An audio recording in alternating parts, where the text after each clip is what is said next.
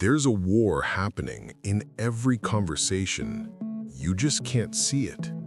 No swords, no blood, just words, gestures, and smiles that hide sharp intentions.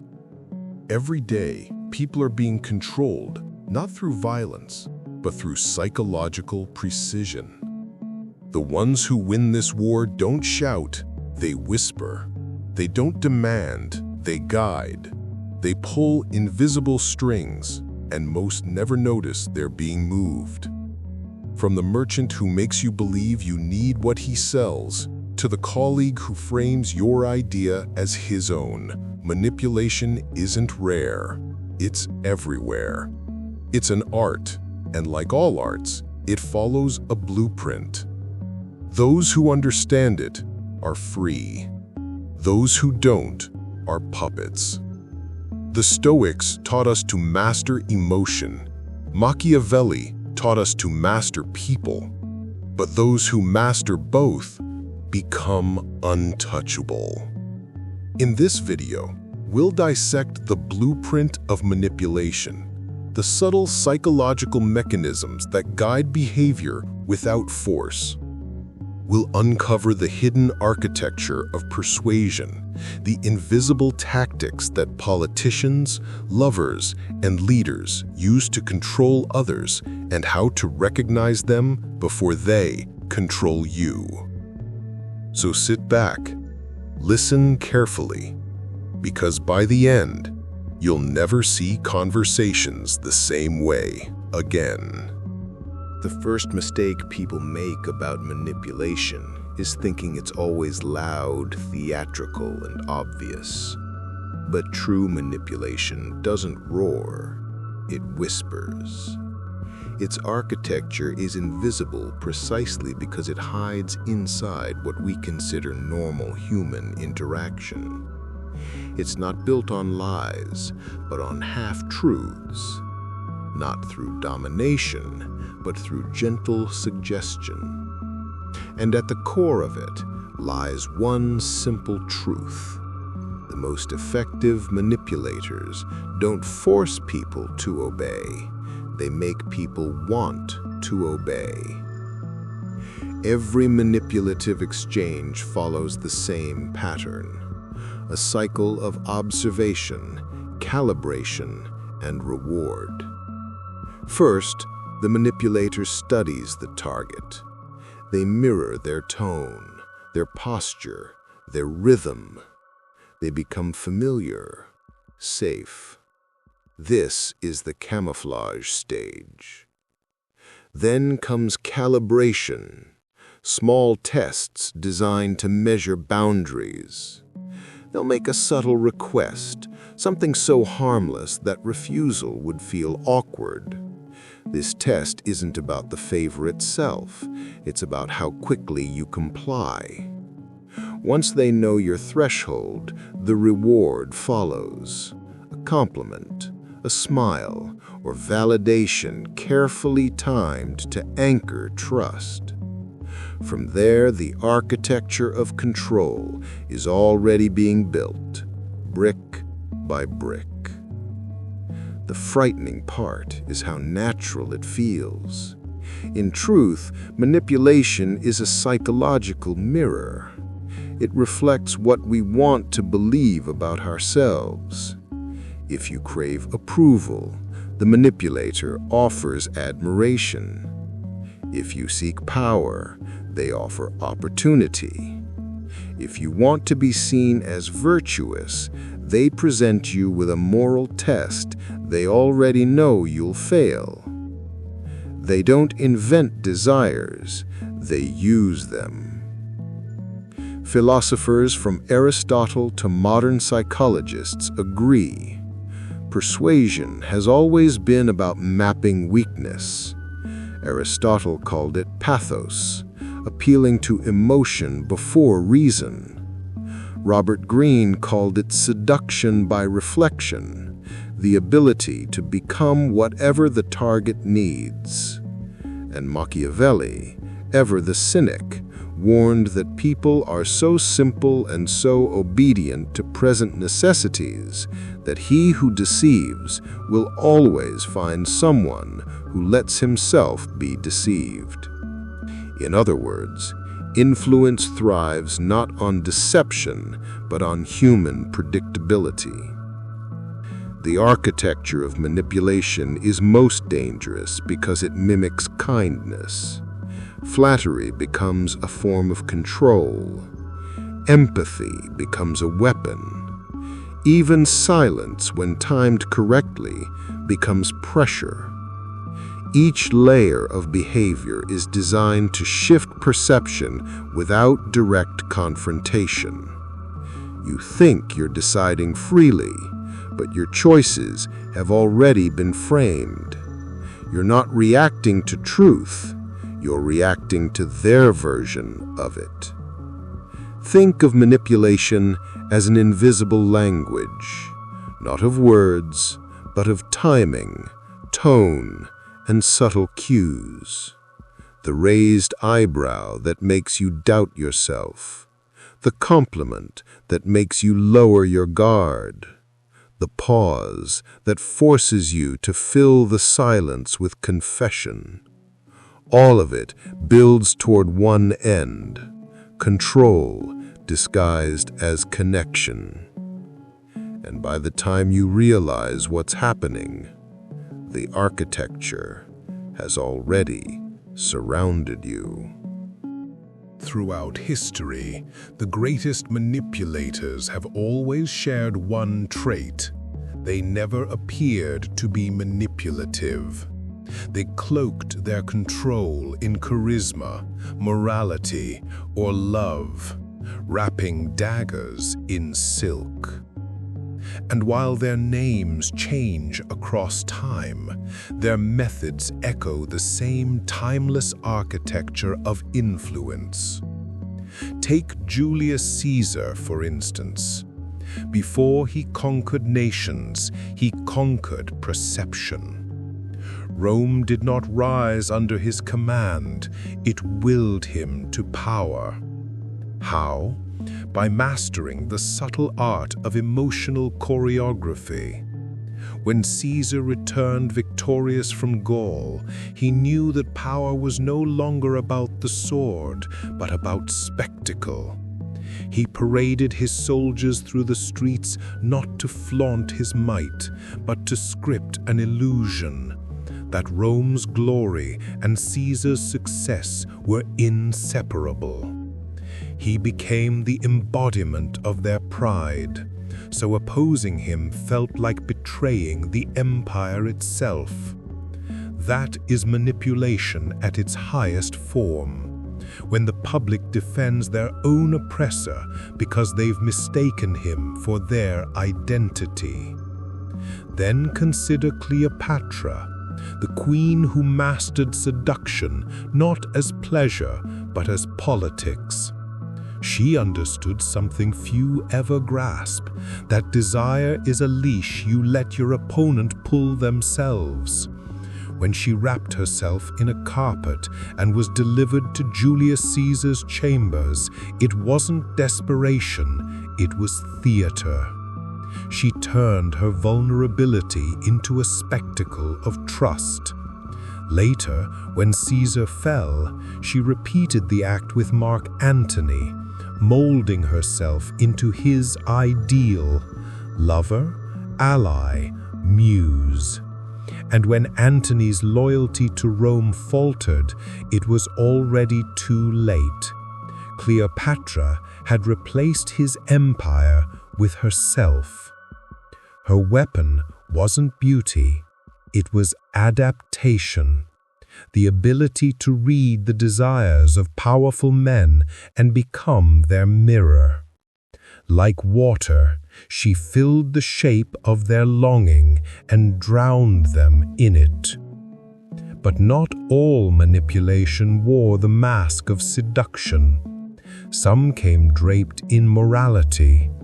But church, during the medieval era, understood the human need for meaning and weaponized it. By promising salvation through obedience, it turned faith into currency. Confession became surveillance. Sin became taxation. The architecture was brilliant. Make the believer fear his own mind, and he will police himself. No army required. People became their own enforcers, chained not by steel, but by guilt.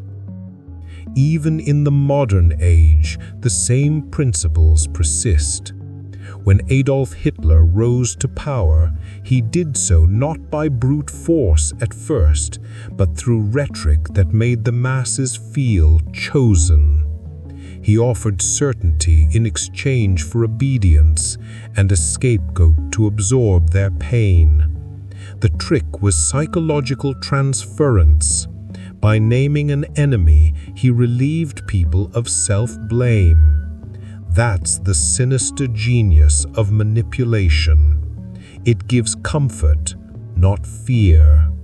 It tells people what they want to hear, even as it leads them to ruin. But perhaps one of the most subtle manipulators in history wasn't a conqueror or a tyrant, but a philosopher. Socrates himself, through the Socratic method, could dismantle any opponent by pretending ignorance. He would ask questions not to learn, but to expose contradictions in his interlocutor's mind. It was the gentlest form of dominance, intellectual dissection disguised as curiosity. Socrates understood that people fear being wrong more than they fear being weak, so he never attacked. He guided them into self-destruction through their own words. His manipulation wasn't malicious, but it revealed the same truth as Caesar's or Cleopatra's. Whoever controls perception controls power. What unites these figures, from Caesar's charisma to Cleopatra's seduction, from the church's control to Socrates' inquiry, is not deception itself, but framing. They each defined reality in such a way that others could not see beyond it. That's the heart of all manipulation, to make people believe there are no other options. And perhaps that's why manipulation is so insidious. It doesn't demand submission, it invites it. It makes the chains look like choices. If history shows manipulation on the grand stage, psychology reveals its performance in the smallest gestures. In the modern world, influence rarely arrives wearing a crown or carrying a sword. It hides in tone, in timing, in silence. It whispers through compliments that sound kind but feel heavy, through apologies that bind instead of free. It lives in what psychologists call micro-manipulations. Small, repeated adjustments to another person's perception until reality itself begins to tilt. The first lever is tone control. A master manipulator never argues, they reshape emotion. They speak softly when you raise your voice, forcing you to sound irrational. They sigh instead of shout, creating guilt rather than confrontation. Tone control weaponizes composure, turning calm into dominance. In boardrooms and relationships alike, the person who remains unshaken defines the boundaries of reason. That's why stoic restraint can look like strength, while unfiltered honesty appears unstable. Psychologically, humans associate emotional steadiness with authority, even when that steadiness hides deceit. Then comes social framing. This is the art of deciding what counts as normal. A manipulator doesn't tell you what to think. They tell you what's reasonable to think. They create a frame where your resistance seems rude, your boundaries seem overreactions. For instance, a coworker might say, "We're all staying late. You're part of the team, right?" The statement sounds inclusive, but its real purpose is exclusion.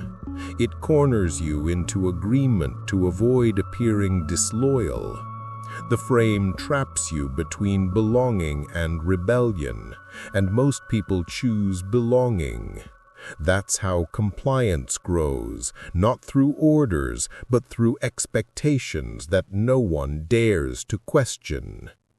A subtler layer is emotional leverage. Here, the manipulator learns your patterns, the words that soothe you, the expressions that wound you, and uses them like keys. They might give affection, then withdraw it, creating a craving for its return. The psychological mechanism is intermittent reinforcement, the same principle that keeps gamblers at slot machines. When reward becomes unpredictable, the desire for it intensifies. In relationships, this manifests as love bombing followed by cold distance, keeping the target desperate to regain warmth. It's not affection, it's behavioral conditioning. Another form is cognitive priming, the quiet shaping of perception before information even arrives. Advertisers, politicians, and influencers use it constantly. Show someone images of danger, then offer safety. They'll trust you. Show them scarcity, then abundance. They'll feel gratitude. The human mind is associative. Whoever controls the first impression controls the conclusion. That's why propaganda begins not with arguments, but with symbols, colors, and rhythm. Before the rational brain awakens, the emotional brain has already decided whom to believe. But micro-manipulation doesn't only occur between powerful and powerless. It thrives in ordinary intimacy. A friend who always needs your help because you're the strong one. A partner who jokes about your insecurities until you stop correcting them. A colleague who compliments you publicly and undermines you privately. Each act is small, forgivable, easy to overlook. Yet together they sculpt a new reality, one where your worth depends on their approval. The manipulator's greatest achievement is not your obedience, but your doubt. Once you start questioning your judgment, they no longer need to persuade you. You'll persuade yourself. At the root of every subtle manipulation lies one universal law. People crave coherence more than truth. We would rather live in a consistent illusion than face a fragmented reality. So when manipulation offers clarity, I'm right, they're wrong, I know what's best for you, the mind clings to it. This is why exposure doesn't always free victims. The illusion feels safer than chaos. To detect manipulation, you must first accept discomfort, the tension of not knowing, the silence between words. Because in that silence, control dissolves. The true counter to micro-manipulation is not confrontation, it's observation. When you stop reacting, patterns reveal themselves. You begin to notice tone shifts, framing tricks, emotional hooks. And when you see the pattern, you step outside it. Awareness itself becomes rebellion. Manipulation has always adapted to its environment. Where ancient rulers used religion and ritual, today's power brokers use algorithms and attention. The battlefield has changed, but the weapons are the same: emotion, perception, control. And the most dangerous manipulations now are the ones we willingly participate in. Consider social media, the grand stage of modern persuasion. Here, attention is currency, and emotion is the product. The more outrage, envy, or desire you feel, the longer you stay. Every scroll, every pause, every like feeds a machine that studies not your opinions, but your weaknesses. It knows when you're lonely. It knows what kind of beauty you crave, what kind of anger wakes you up, what type of validation makes you click again. You're not just being entertained, you're being trained. The endless feed is a digital form of intermittent reinforcement, the same pattern used by casino designers. Each hit of novelty gives pleasure. Each pause builds tension. And in the tension between boredom and stimulation, your autonomy quietly erodes. Now shift to corporate power. Companies no longer sell products, they sell identities. They don't tell you what to buy, they tell you who you are if you buy it. A fragrance becomes confidence. A phone becomes rebellion. A car becomes freedom. Every slogan is a psychological anchor, binding your sense of self to their brand. It's not manipulation in the crude sense of deceit. It's manipulation through aspiration. You are persuaded not because you're fooled, but because you want the illusion. Modern marketing doesn't control through fear, it controls through desire. And desire, when shaped by others, becomes dependency disguised as choice. Then there's politics, the ancient art of manipulation reborn in digital form. Where Machiavelli advised rulers to appear virtuous while pursuing control, today's politicians have refined the illusion. They no longer need to be virtuous, only relatable. Every photo, every tweet, every display of outrage is calibrated to trigger your tribe's emotions. The aim is not persuasion through truth, but polarization through feeling. By dividing the public, they consolidate the faithful. You see it in the language, my people, our fight, their lies. Such rhetoric transforms citizens into soldiers and dialogue into war. Once the emotional battle lines are drawn, logic becomes irrelevant. The manipulator no longer has to win arguments, only loyalty. But manipulation doesn't just come from above. It thrives in personal relationships, disguised as care. A friend who says, "I only criticize you because I care."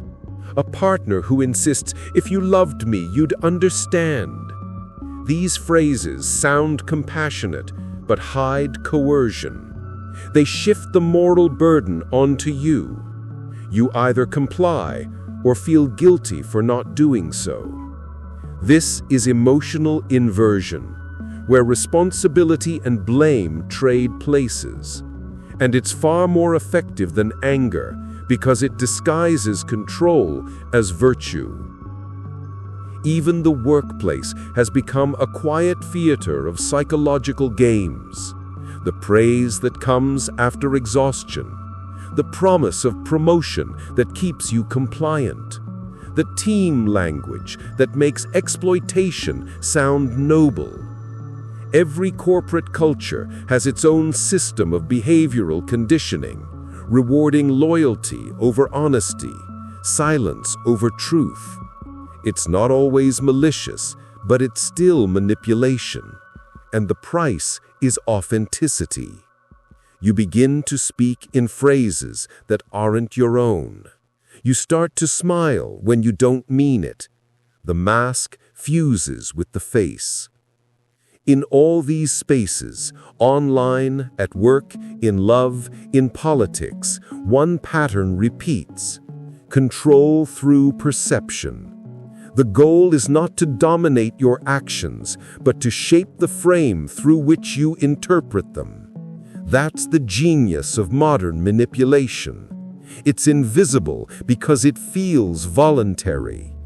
You believe you're making free choices, yet those choices were pre-selected, pre-shaped, pre-approved by the invisible architects of influence.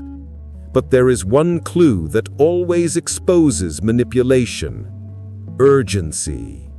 When someone demands a reaction, now, before you think, before you breathe, that's when control is being exercised. Because awareness requires pause, and manipulators fear silence. They rush you toward decisions, emotions, purchases, alliances, anything that keeps you reacting instead of reflecting. Restraint, therefore, becomes rebellion, and observation becomes power. The world may have traded palaces for screens, but the game remains the same.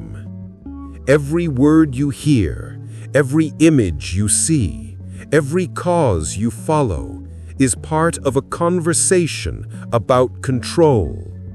The only question is whether you're speaking or being spoken through.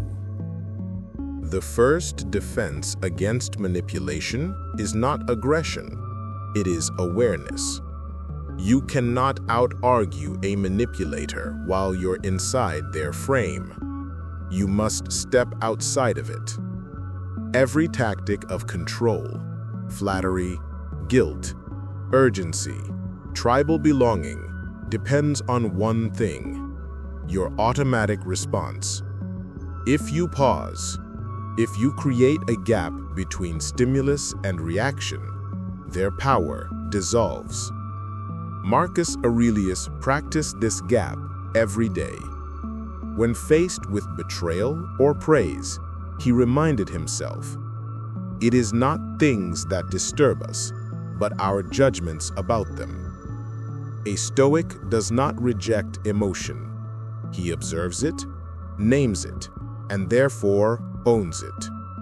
The manipulator's strength lies in your unexamined impulse. The moment you can see the emotion without being ruled by it, the spell breaks.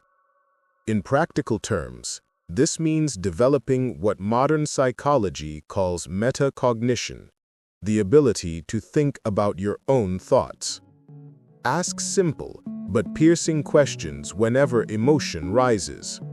Who benefits if I feel this way? Why now?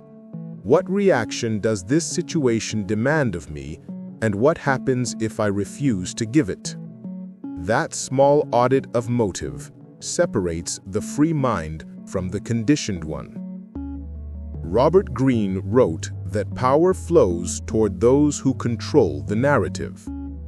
Most people live inside narratives they never wrote.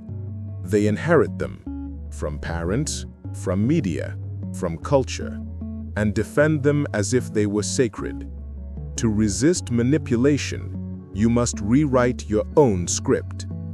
Define what success, love, loyalty, and respect mean to you before the world does. Otherwise, you'll spend your life performing for someone else's approval. The next step is emotional neutrality. Manipulators feed on extremes: admiration or outrage, devotion or disgust. They are indifferent to which emotion you feel, only that you feel intensely. Neutrality starves them. When you remain calm, they cannot predict you. When they cannot predict you, they cannot control you. This is the power of the unreadable face, the quiet voice, the controlled gesture.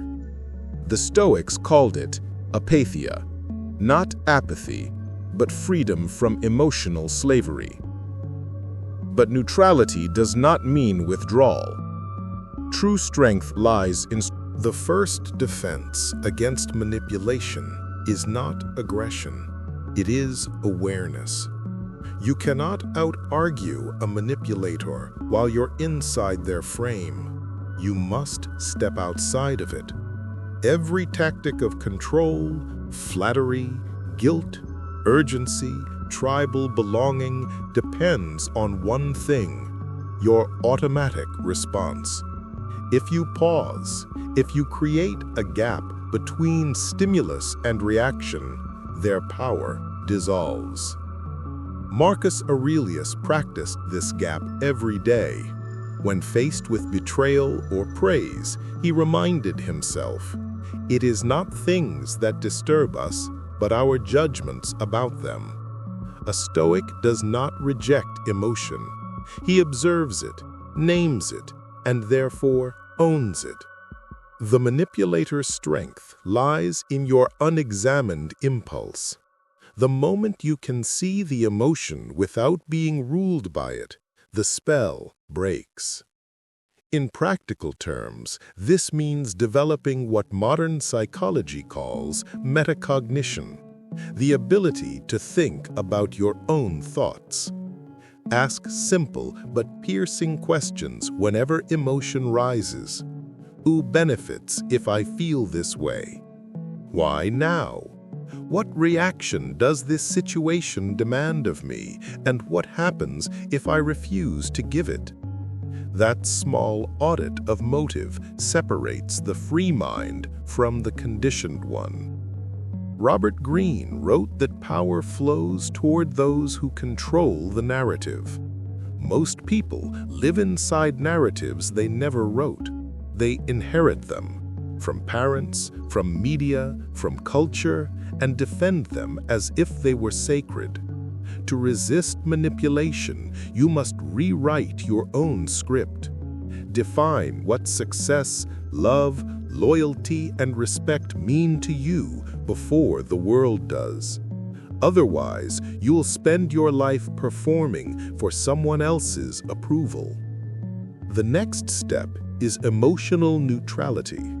Manipulators feed on extremes: admiration or outrage, devotion or disgust. They are indifferent to which emotion you feel, only that you feel intensely. Neutrality starves them. When you remain calm, they cannot predict you. When they cannot predict you, they cannot control you.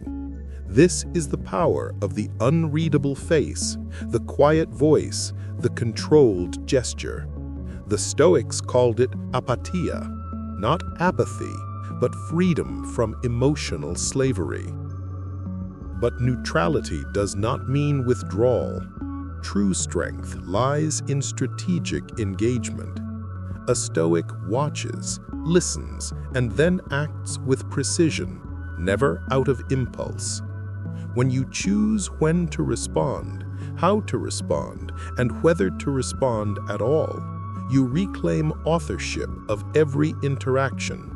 You become, as Machiavelli described, a player who knows the board. Another discipline is clarity of boundaries. Every manipulative dynamic begins with blurred lines between help and obligation, affection and control, generosity and guilt. To resist manipulation, define your limits clearly and state them quietly. A manipulator expects confrontation or weakness. He is disarmed by calm certainty. Your no should not sound angry. It should sound inevitable. Then comes information fasting. In an age of endless stimulation, your attention is the last currency worth stealing. Choose carefully what you allow into your mind. Curate your inputs the way an emperor guards his court. If a voice breeds confusion, vanity, or fear, it does not deserve your focus. Remember, not everything that demands your attention is worthy of it. Finally, cultivate detachment through purpose. Those who have no inner mission are easiest to control. When you live by reaction, the world dictates your direction. When you live by principle, the world becomes background noise. Epictetus taught that freedom is found not in controlling events, but in mastering what they mean to you. Purpose converts manipulation into information. Every attempt to sway you becomes a mirror showing where you are still vulnerable. And so, the antidote to subtle control is not constant vigilance, but inner alignment. The mind anchored in truth cannot be captured by suggestion. The individual who knows his own motives cannot be enslaved by another. You do not fight manipulation by matching its darkness. You transcend it by clarity. In the end, the most radical form of resistance is stillness. When the world pulls you to react, you wait. When it flatters you to act, you think. And when it pressures you to choose, you remember. Every pause is a throne, and silence is power.